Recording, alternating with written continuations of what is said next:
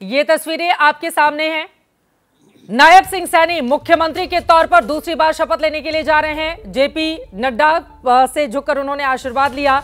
उसके बाद गृह मंत्री अमित शाह और रक्षा मंत्री राजनाथ सिंह के साथ वो मुलाकात करते हुए सभी को प्रणाम करते हुए, उनके लिए आज बहुत बड़ा दिन है। यहाँ पर देखिए तमाम मुख्यमंत्री जो पीछे इस वक्त बैठे हुए हैं कतारों में, सभी हाथ जोड़कर उनको बधाई दे रहे हैं, अभिवादन स्वीकार कर रहे हैं। नायब सिंह सैनी बीजेपी के लिए नायाब हीरा साबित हुए हैं। यही कारण है कि देखिए विक्ट्री साइन दिखाते हुए किस तरह से वो आगे बढ़ते हुए, और यकीनन इस नायाब हीरे ने भारतीय जनता पार्टी को जिस तरह की जीत दिलाई है वो अपने आप में अद्भुत रही।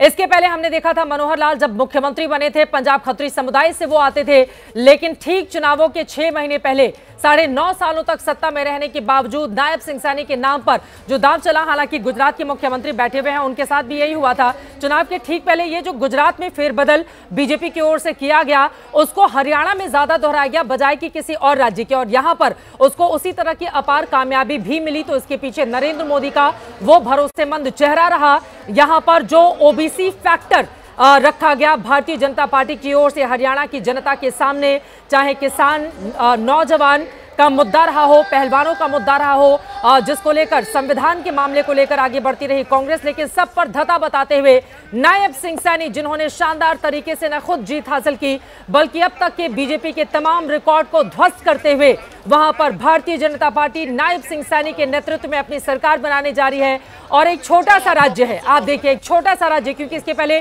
हमने मध्य प्रदेश में भी देखा जब मुख्यमंत्री शपथ ले रहे थे कितना छोटा कार्यक्रम हुआ था, पीएम जाते हैं तुरंत उसके बाद हट जाते हैं। इसके अलावा छत्तीसगढ़ में भी देखा था, दूसरे तमाम और राज्यों में भी देखा था। इतना बड़ा जलसा कहीं पर भी बीजेपी की ओर से नहीं किया गया था, लेकिन 2024 में लोकसभा चुनाव के बाद आए इस नतीजे ने बीजेपी के अंदर एक अलग तरह का जोश भर दिया है, जिसके बाद भारतीय जनता पार्टी अब ये संदेश महाराष्ट्र, झारखंड के चुनाव में देना चाहती है। उसके बाद दिल्ली में होने हैं विधानसभा के चुनाव, फिर दिल्ली के साथ ही साथ 2025 काफी ज्यादा महत्वपूर्ण कई राज्यों में होंगे, जिनमें बिहार एक काफी ज्यादा महत्वपूर्ण, हालांकि मुख्यमंत्री बिहार के यहाँ पर पहुंचे हुए नहीं है, ललन सिंह यहाँ पर मौजूद हैं जो कि सांसद हैं जेडीयू के, लेकिन इसके जरिए पिछड़े चेहरों को कैसे वो आगे बढ़ा रही है। जाति की पॉलिटिक्स को लेकर भी बीजेपी आगे चल रही है, हालांकि अपने कामकाज जो डबल इंजन की सरकार के रहते हुए उसकी ओर से कराए गए थे उसका भी जिक्र किया गया।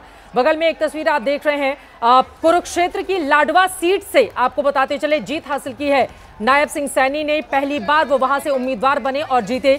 कुरुक्षेत्र में ही ये बड़ी तस्वीर जो आपको दिखा रहे हैं, जहां पर गीता का संदेश दिया था भगवान श्री कृष्ण ने अर्जुन को, वो जगह भी है और यकीनन वहीं से गीता का सार निकला था। जो हुआ वो अच्छा हुआ, जो हो रहा है वो अच्छा हो रहा है। और खासतौर से मनोहर लाल के लिए वो बातें ज्यादा सटीक बैठती हैं कि तुम क्या लाए थे जो तुम इतने उदास हुए फिरते हो।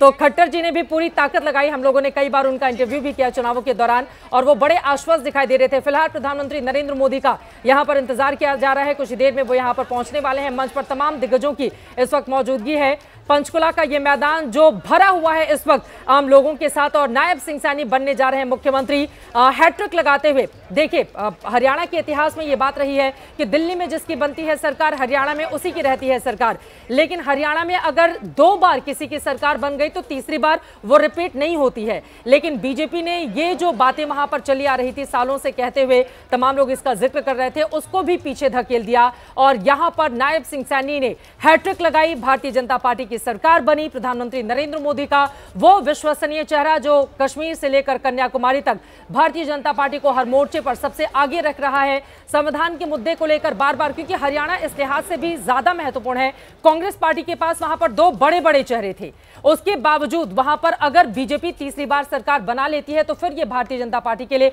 काफी ज्यादा अहम। रोहित, मुझे लगता है एक टिप्पणी आप पर प्रधानमंत्री का इंतजार किया जा रहा है, कुछ देर में नायब सिंह सैनी नायाब हीरा बन गए अब बीजेपी के लिए। देखिए चित्रा, बिल्कुल सही आपने कहा। देखिए नायब सिंह सैनी ने जब शपथ ग्रहण की थी इससे पहले बतौर मुख्यमंत्री मनोहर लाल खट्टर के जाने के बाद, तो किसी ने नहीं सोचा था कि दूसरी बार वो शपथ लेंगे और इस तरह से शपथ लेंगे, इतने बड़े बहुमत के साथ आएंगे। और देखिए जिसका जिक्र पहले भी हुआ चित्रा, नायब सिंह सैनी के अगर व्यक्तित्व की अगर बात करें, बेहद मिलनसार हैं। यानी हरियाणा में मुख्यमंत्री आवास में पिछले 10 साल, अगर 9.5 साल की बात करें, मनोहर लाल खट्टर के कार्यकाल की बात करें, तो उस तरह से लोगों का आना मिलना जाना वो एक तरह से बंद था। लेकिन नायब सैनी के बाद वो दरवाजे पूरी तरह से खोल दिए गए और आज ये देखिए, और वो उसी तरह के वो नतीजे भी लेकर आए, इतना बड़ा मैंडेट लेकर आए। और देखिए, आंध्र प्रदेश के मुख्यमंत्री चंद्रबाबू नायडू पहुंच चुके हैं, सबसे बड़ा चेहरा एनडीए घटक दलों की अगर मैं बात करूं, क्योंकि इनका भी बेसब्री से इंतजार किया जा रहा था। आंध्र प्रदेश के मुख्यमंत्री हैं, यहां पर हरियाणा पहुंचे हुए हैं और उनके भी चेहरे खिले हुए हैं, वो भी आज के इस इतने बड़े भव्य आयोजन का हिस्सा बन रहे हैं। रोहित, चित्रा देखिए, आपको याद होगा जिस दिन जब हरियाणा के नतीजे आए और बीजेपी के केंद्रीय कार्यालय में जश्न हुआ, तो उस वक्त नारे लगा रहे थे और जो तावड़े थे वो भी यहाँ पर मंच पर वो नारे लगवा रहे थे कि हरियाणा तो झांकी है, महाराष्ट्र और झारखंड बाकी है। तो ये वही झांकी है, इसी शक्ति प्रदर्शन के जरिए महाराष्ट्र और झारखंड को सामने रखा जा रहा है कि किस तरह से, कितनी मजबूती के साथ एनडीए चुनाव लड़ेगा। कार्यकर्ताओं में जोश भरने की कोशिश और साथ ही साथ चित्रा में बार बार जो जिक्र कर रहा हूं, संकेत और संदेश, जिसके बेहद अहम मायने हैं और बीजेपी संकेत और संदेशों की राजनीति करती है, बखूबी करती है। इसी की तस्वीर सामने है।